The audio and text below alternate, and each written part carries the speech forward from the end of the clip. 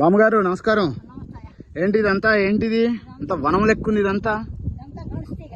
ఇదంతా sweet potato. Okay, మంచి బలం అంటారు ఇది తింటే. సూపర్.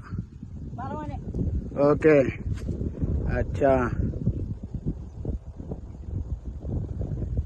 ఏంటంటో బిగుతున్నారేంటి? ఓకే ఓకే, అచ్చా అచ్చా, నైస్. కానీ అమ్మో దీంట్లో కింద పాములు ఏమైనా ఉంటాయా బామ్మగారు? ఓకే,